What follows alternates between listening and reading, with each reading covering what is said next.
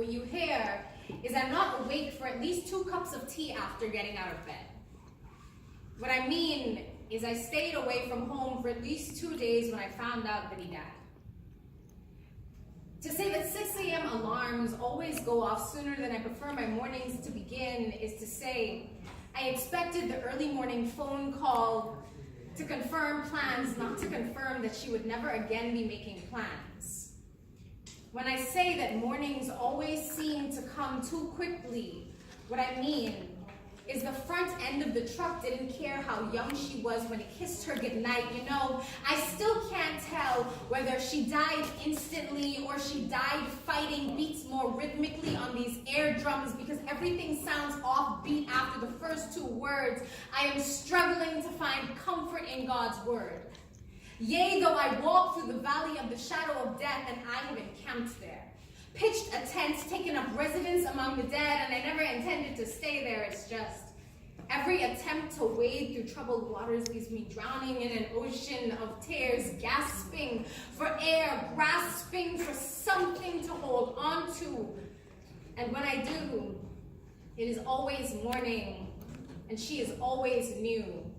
And I don't like to mourn, nor do I quite understand how to, so I run in any other direction, not because she's scary, but she is uncharted territory. She's always there when I'm not ready.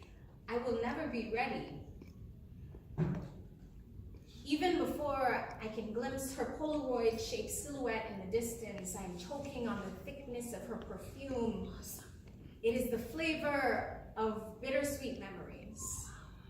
Her footsteps, like sad songs, alert me that morning is drawing near. So I begin construction on origami walls, fortress made of paper. I lock myself away in a tower of all the things I don't have to do, and it is almost enough to keep her away. But sometimes, late at night, when I am comfortably tucked into sleepless dreams, she slips in through unmarked check boxes and wraps her arms around me, tells me it is okay to cry. That if even Jesus wept, it must be all right to drench her garments in my sorrows, if only for one night. So I allow myself to wander into enemy territory. I acknowledge the absence. I interact with the pain. I converse with regret. You know, they never said goodbye. I never got to say goodbye.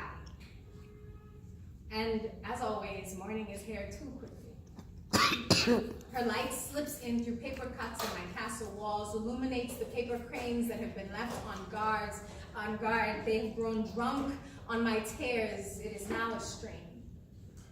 I wade through what is left, and to my surprise, it refreshes me.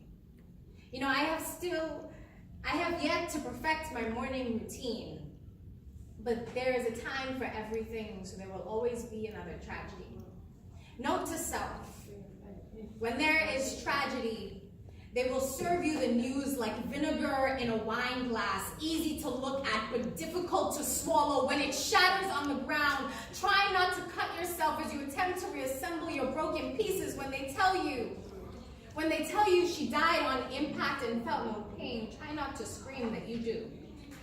When you find out that he collapsed halfway there, do not lose your footing. There is no one around to catch you. When the phone calls you from slumber just before 6 in the morning to tell you that she will not be waking up from her latest surgery, do not go back to bed. You will not find rest there. You will find it on the other side of the valley. On the other side of the morning, there is always joy in the morning. I hope you find it. Wow.